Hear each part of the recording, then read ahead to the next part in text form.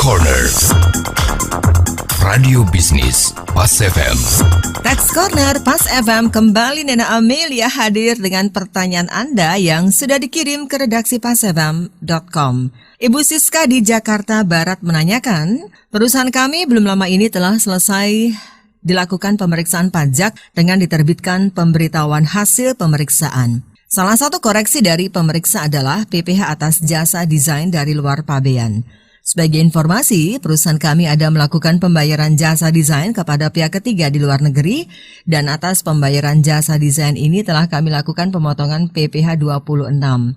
Yang mau saya tanyakan, apakah selain kami sudah membayar PPh 26, kami juga harus bayar PPN lagi? Ibu Siska di Jakarta Barat, pertanyaan Anda akan dijawab oleh Bapak Agus Susanto-Lihin, Tax Partner dari ATS Consulting. Perlu kita ketahui bahwa sistem PPN di Indonesia itu mengadopsi namanya prinsip destinasi. Nah, artinya di mana negara yang berhak memungut PPN itu adalah negara tempat terjadinya konsumsi ya, atau pemanfaatan barang kena pajak atau pemanfaatan jasa kena pajak. Nah, jadi untuk penerapan prinsip ini ya, salah satunya itu berlaku untuk pemanfaatan jasa dari luar negeri ya, jasa dari luar pabean ke dalam daerah pabean. Nah, contohnya seperti apa? Contohnya misalkan pembayaran jasa desain dari luar negeri ya, yang mana dilakukan pembayaran oleh perusahaan Bu Siska. Ya, di sini Bu Siska melakukan pembayaran jasa desain dari luar negeri, yang mana itu dimanfaatkan di Indonesia di perusahaan ibu ya. Nah, jadi merujuk pada prinsip destinasi ya, maka PPN itu dipungut di Indonesia ya, atas pemanfaatan jasa dari luar daerah pabean ke dalam daerah pabean. Nah, di Undang-Undang PPN juga diatur ya, di pasal 4 ayat 1 huruf D, di situ ditegaskan bahwa untuk pemanfaatan barang kena pajak tidak berwujud ya, atau pemanfaatan jasa kena pajak dari luar daerah pabean ke dalam daerah pabean itu dikenakan PPN.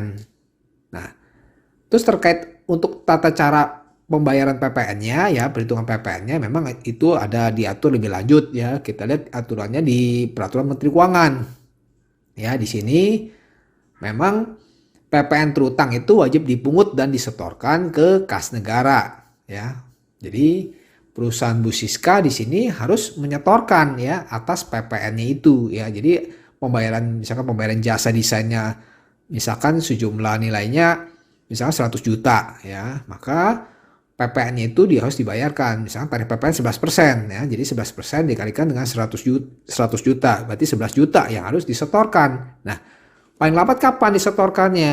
Nah, paling lambat disetornya adalah tanggal 15 bulan berikutnya. Jadi misalkan kalau transaksi di bulan Juni ya, di bulan Juni, maka harus disetorkan PPN-nya itu paling lambat tanggal 15 ya, 15 Juli ya, untuk PPN atas pemanfaatan jasa dari luar daerah pabean ke dalam daerah pabean. Nah, di sini memang untuk pembuatan e-billing ya, atau SSP, surat setoran pajaknya, nantinya pada kolom nama wajib pajak dan alamat wajib pajak diisi nama dan alamat ya pihak yang rekanan yang di perusahaan yang di luar negeri ini ya, yang memberikan jasa kena pajak itu. Nah, jadi diisi. Nah, untuk NPWP-nya cukup diisi 0 ya, diisi 0. Tapi untuk kode kode KPP ya, kode kantor pelayanan pajaknya diisi kode KPP perusahaan Bu Siska seperti itu. Dan untuk pengisian wajib pajak penyetor, nah baru nanti diisi ya NPWP perusahaan Bu Siska. Nah, jadi karena di sini dia pertanyaan Bu Siska ya, Bu Siska kan sudah diperiksa ya, ada pemeriksaan pajak. Ya, jadi kalau kita mencermati kasus perusahaan Bu Siska ya, pada dasarnya perusahaan ibu kan sudah dilakukan pemeriksaan pajak, dan PPN atas pemanfaatan jasa kena pajak dari luar daerah pabean itu sudah dilakukan koreksi oleh pemeriksa ya. Nah, tapi nggak usah khawatir juga Bu Siska ya. Jadi kalau kita lihat aturan di Undang-Undang Cipta Kerja ya, di Undang-Undang 11 2020 ya, dan diatur di PMK 18 ya, di situ diatur bahwa untuk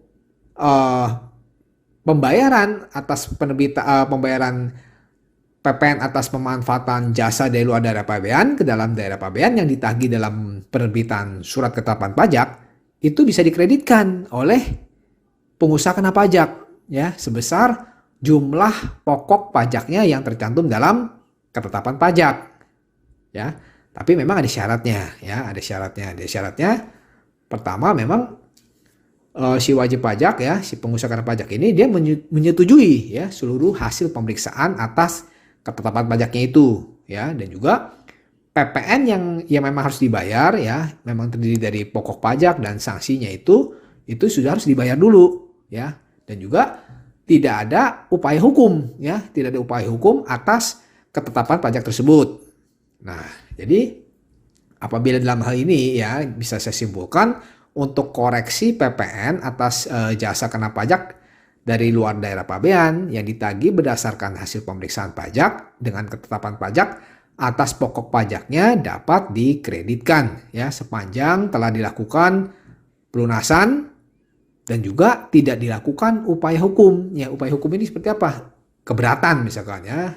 Bisa Bu Siska keberatan ya itu nggak bisa. Tapi kalau tidak melakukan upaya hukum itu bisa dikreditkan ya atas ketetapan pajaknya ya, atas pokok pajaknya saja yang bisa dikreditkan seperti itu.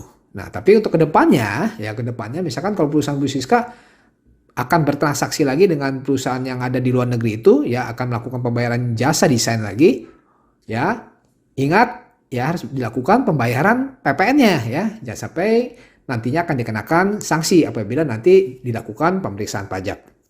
Oke, demikian.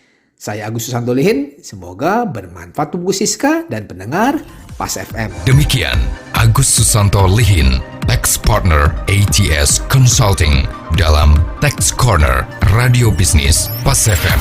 Jika Anda memiliki pertanyaan seputar pajak, email ke redaksi@pasfm.com.